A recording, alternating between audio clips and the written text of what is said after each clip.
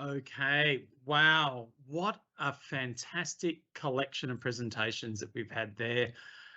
Really covering a whole lot of different perspectives and viewpoints that relate to the theme here. I'm going to open up for questions, but I was really told to make sure that in chairing this session that I had a few in my back pocket.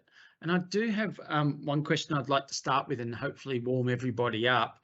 And that is around, the importance of this panel session has really been around the emphasis on advocacy. And we've seen examples here of either great science that's being done, or in Lee's presentation there about really how, the geoscience can be used to inform.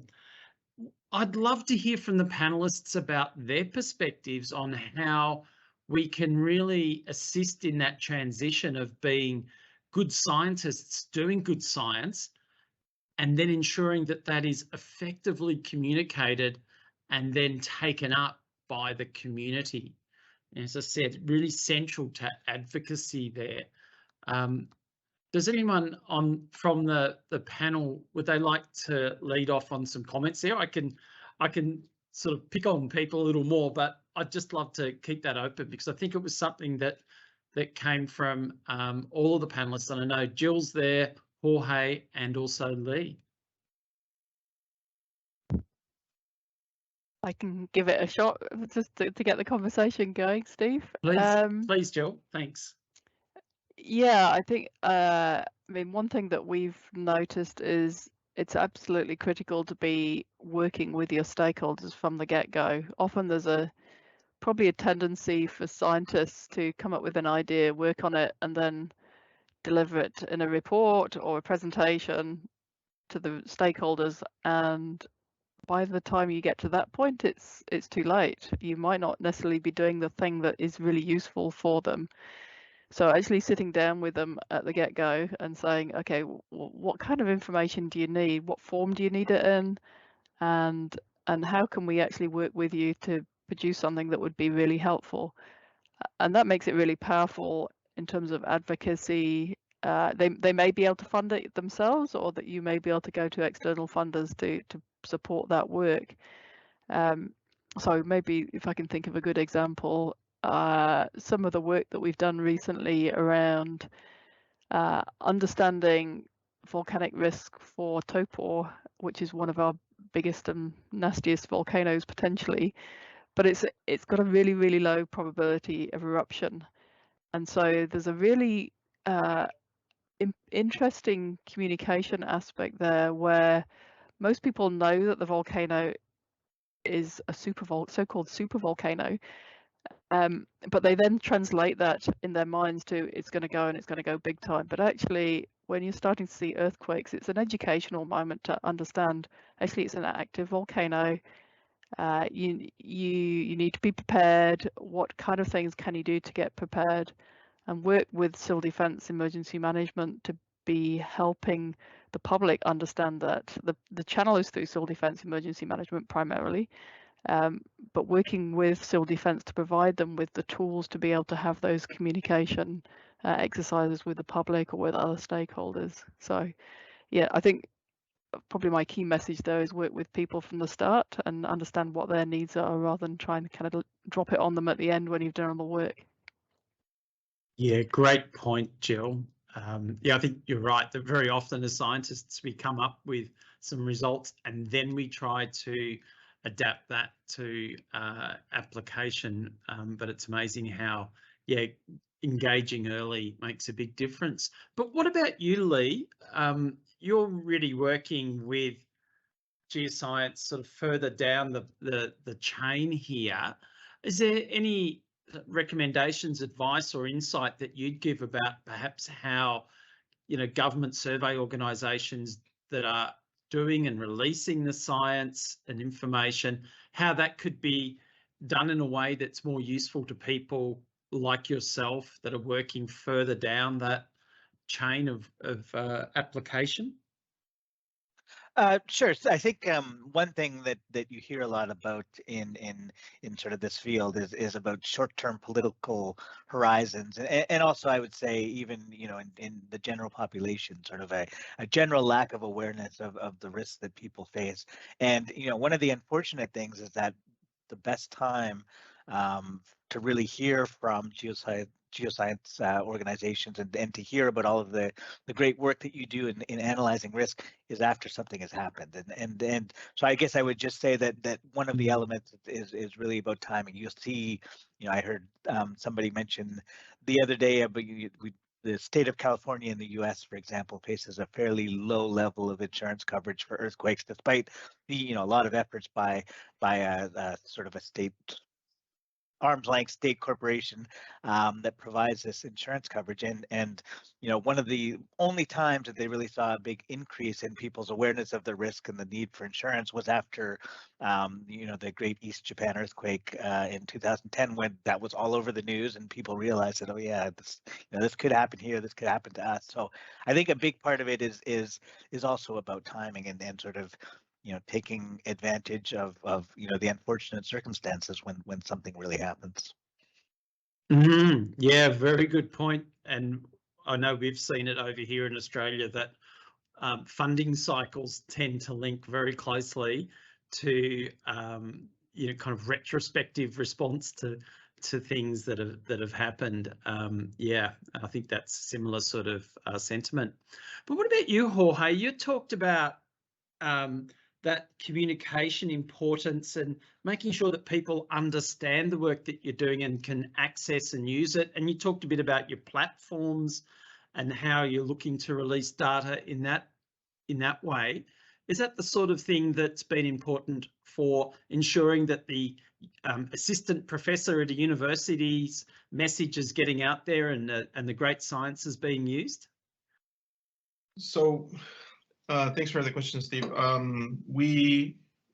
In Chile, we have several programs that are directed towards linking government necessities with academia, and we've taken advantage of these programs to sit down, as Jill was saying, sit down with the key actors and the decision makers at the government level to ensure that they get the proper information. And these sit downs are really important. That's where we as academicians learn what government needs, and from this learning process, this symbiosis, we actually break down all of the extremely hard results that we have, and the data that we generate.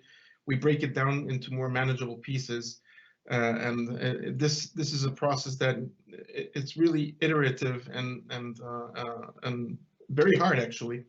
But once we've gotten to this stage, it's very fulfilling, because we see our products actually being used, and they're still, at least in our case, they're still at the level that is not officially being used for urban planning or for other purposes, such as the financial sector. But it's a great start, we believe, and I've seen other projects of the sort here in Chile, where we've been working with early warning systems for tsunami, and this is something that is really state of the art. It's working, and it's actually being used by the agencies, the emergency agencies here in Chile. And we hope these projects that we've been talking about, that I just mentioned, will take will actually start to be implemented in terms of civil protection systems and all sorts of measures to take care of the financial risk that we're exposed to. Yeah, no, great points, Jorge, and I can tell that it's obviously something that you've had to think about a lot and have really made some great steps forward there.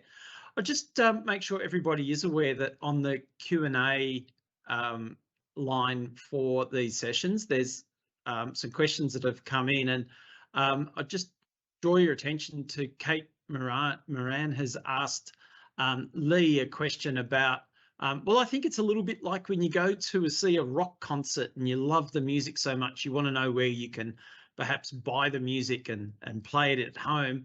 Kate wants to know from Lee, is there an OECD publication on the work he talked about related to climate adaptation? And Lee's answer is there will be soon. So did you want to add anything to that, Lee? You're looking at mid-March.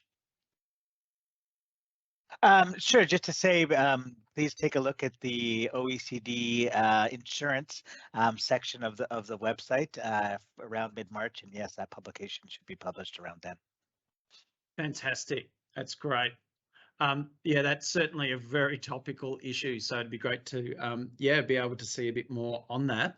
I've got one other question that I think might open up a bit of a can of worms here, and it was raised actually a little bit earlier before this panel session started, and that was really around recruitment and sustaining capability in these areas. I think it's fantastic that we've had, very experienced presenters here today, but the question is, where do the next wave of brilliant, passionate, experienced people come from?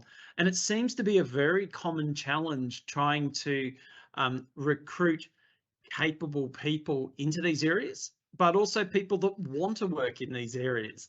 And I would love to ask the panel if they could perhaps share some insight into things that they've done or that they've seen done that can really help ensure that pipeline of capability is sustained, either through recruiting people through the university system or even from elsewhere. Is anyone keen to lead off with a comment there? No, I think I can answer that since I'm in academia. Yeah, please do, Jorge. Yeah. So since I'm a professor at a large institution here in Chile, we attract several bright minds in our country, and this has given us the opportunity to link these young talents and the National Science Foundation of Chile with these other projects on the other side, give us the opportunity to fund them. And when we actually keep them, we retain them. It's very difficult to retain them nowadays, but we've been able to retain some of these bright talents and so that they can work on these problems. And personally, I'm in a school of engineering / geosciences, and it's really nice to have this wealth of capabilities. But it is becoming ever more complicated to recruit talents because the industry is very competitive. There's lots of offers that they receive, especially computer scientists, which are very important for the development of these capabilities. And we've had so much trouble with the rise of IT and other jobs of the sort, especially after the pandemic. So this is one of the challenges that I think we're going to face. And the other problem that we're going to have, I see this since I teach, is there's a large gap regarding capabilities of our future graduates. They're actually being more it's more complicated for them to grasp concept at the undergrad level, and I see a small decrease in the amount of people that are capable to undertake these type of work jobs. So this is something that we should be very well aware of and plan, for this contingency. Yeah, terrific, Jorge. We've only got a couple of minutes left in this panel session, but I just want to give the opportunity if either Jill or Lee would like to add to that. I can add something that's worked really well for us, and that's actually going back even further in the pipeline into schools. And we've got a a really successful program. I'll post a link to it in the Q&A, where we have essentially a 4-day camp on the marae, which is the meeting houses for the Maori. We have it's well acknowledged within New Zealand that the number of Maori and also Pacifica people in the science system is very, very low. It's very underrepresented cohort within the science system.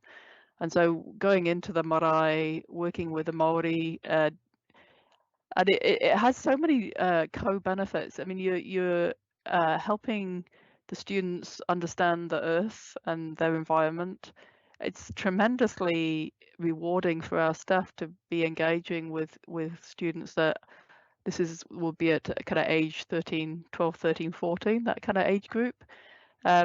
Even if only one or two of those cohort decide to go on into a science career, I think you've had a success, because you're not only encouraging the next generation of scientists, but you're widening people's understanding of science, the importance of science in the value chain, and in how we make decisions about risk. So I'll post the link in the chat, but yeah, that's been particularly successful for us. A lot of effort, but highly rewarding. Yeah, no, that's great, Jill. That would be really exciting to hear a bit more about. And wow, sounds really inspiring. So it'd be good to see that. Now, I'm really conscious of time.